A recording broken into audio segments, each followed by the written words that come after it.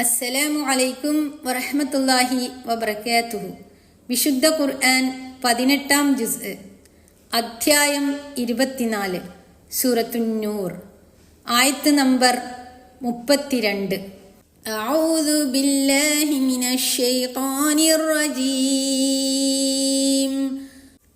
വഅൻകിഹുൽ അയമ മിൻകും വസ്സാലിഹീന മിൻ ഇബാദികും വഇമാഇകും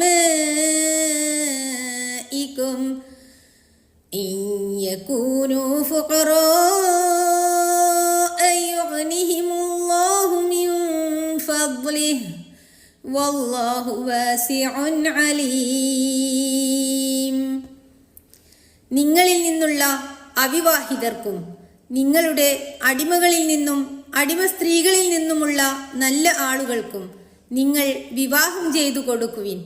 അവർ ദരിദ്രന്മാരായിരിക്കുന്ന പക്ഷം അള്ളാഹു അവന്റെ അനുഗ്രഹത്താൽ അവർക്ക് ധന്യത നൽകുന്നതാകുന്നു. അള്ളാഹു വിശാലനും സർവജ്ഞനുമാകുന്നു. അവിവാഹിതർ അൽ അയാമ എന്ന് പറഞ്ഞതിൽ വിവാഹം നിലവിലില്ലാത്ത എല്ലാ സ്ത്രീ പുരുഷന്മാരും മുമ്പ് വിവാഹം കഴിഞ്ഞിട്ടുണ്ടെങ്കിലും ഇല്ലെങ്കിലും ശരി ഉൾപ്പെടുന്നു. അടിമകളെപ്പറ്റി തുടർന്ന് പറഞ്ഞിട്ടുള്ളത് കൊണ്ട് സ്വതന്ത്രരായ അവിവാഹിതരാണ് ഈ വാക്കുകൊണ്ട് ഉദ്ദേശമെന്ന് വ്യക്തമാണ്. അടിമകളായ സ്ത്രീ പുരുഷന്മാരെ പറ്റി പ്രസ്താവിച്ചപ്പോൾ അവരിലുള്ള നല്ല ആളുകൾക്ക് വസ്വാലിഹീൻ എന്ന് വിശേഷിപ്പിച്ചിരിക്കുന്നത് കൊണ്ട് നല്ലവരല്ലാത്ത അടിമകൾക്ക് വിവാഹം കഴിച്ചു കൊടുക്കണമെന്നില്ലെന്ന് വരുന്നു. ഇവിടെ നല്ല ആളുകൾ എന്ന വിശേഷണത്തിന്റെ താൽപര്യത്തിൽ പണ്ഡിതന്മാർക്കിടയിൽ രണ്ട് അഭിപ്രായം കാണാം. വിവാഹം കഴിച്ചു കൊടുക്കാൻ ആവശ്യമായ ഗുണങ്ങളുള്ളവർ അഥവാ അതിന് അർഹരായവർ എന്നും മതപരമായും സ്വഭാവപരമായും വേണ്ടുന്ന നന്മയുള്ളവർ എന്നും വ്യാഖ്യാനിക്കപ്പെട്ടിരിക്കുന്നു. വാസ്തവത്തിൽ ഈ രണ്ട് തരത്തിലുള്ള നന്മകളും പരിഗണിക്കപ്പെടേണ്ടതും രണ്ടും പരസ്പരം ബന്ധപ്പെട്ടു നിൽക്കുന്നവയുമാണ്. അബ്ദിന്റെ ബഹുവചനമാണ് ഇബാദ്, അടിമയായ പുരുഷന്മാർ എന്നാണ് ആ പദത്തിന്റെ അർത്ഥം. അമത്തിന്റെ ബഹുവചനമാണ് ഇമാ, അടിമയായ സ്ത്രീകൾ എന്നാണ് ഇതിന്റെ അർത്ഥം. ചില സന്ദർഭങ്ങളിൽ ദാസൻ, ദാസി, മനുഷ്യൻ, സ്ത്രീ എന്നീ അർത്ഥത്തിൽ അവ ഉപയോഗിക്കപ്പെട്ടേക്കുമെങ്കിലും സാധാരണ നിലക്ക് ഉപയോഗിക്കപ്പെടാറുള്ള അർത്ഥം ആദ്യം പറഞ്ഞതാകുന്നു. ഖുർആനിലും ഹദീസിലും ഈ അർത്ഥത്തിൽ തന്നെയാണ് ഈ പദങ്ങൾ ഉപയോഗിക്കപ്പെടാറുള്ളതും. പക്ഷേ ചിലപ്പോൾ അള്ളാഹുവിന്റെ അടിമ എന്ന ഉദ്ദേശത്തിലും ചിലപ്പോൾ അള്ളാഹു അല്ലാത്തവരുടെ അടിമ എന്ന ഉദ്ദേശത്തിലുമായിരിക്കും.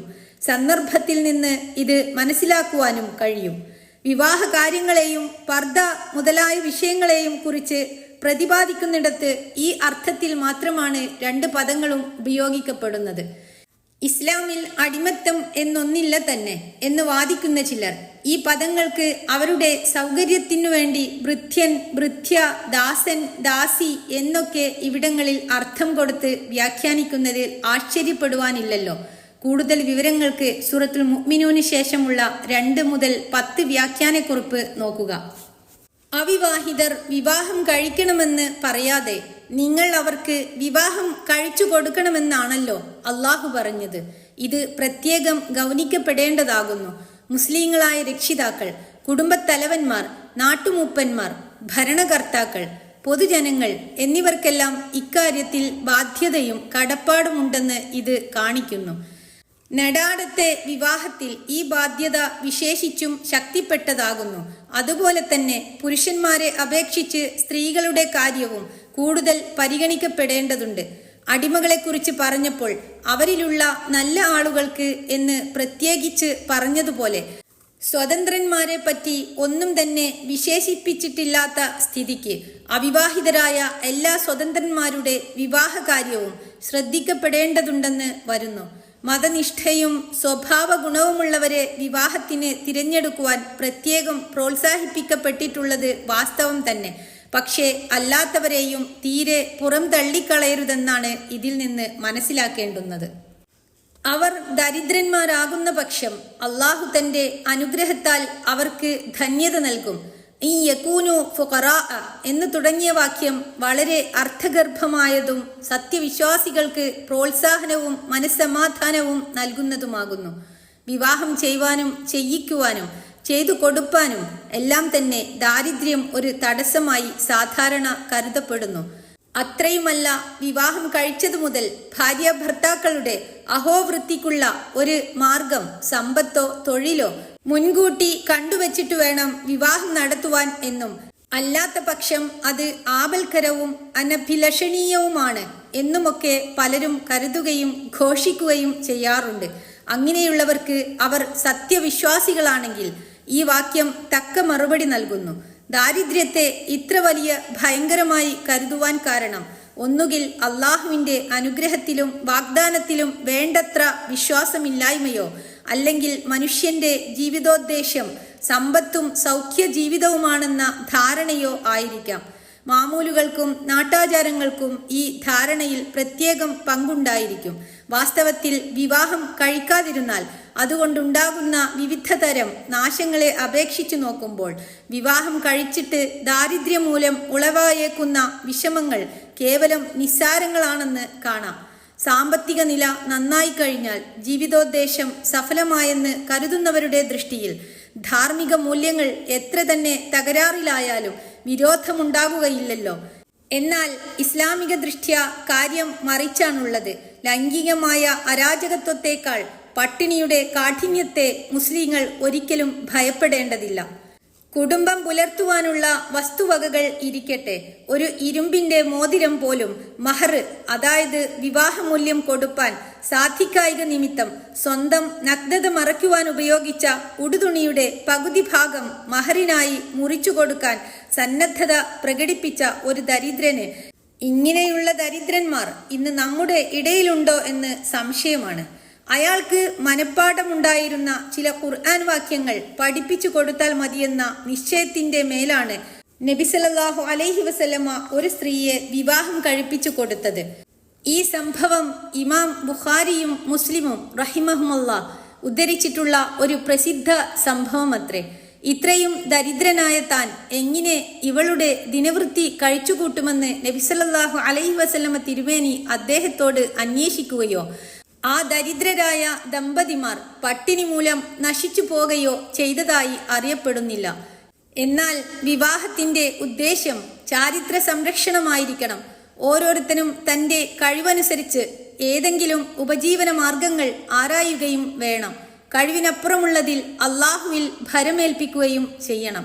ഇങ്ങനെയുള്ളവർക്ക് വിവാഹം ചെയ്യുവാൻ ദാരിദ്ര്യം തടസ്സമായിരിക്കില്ല.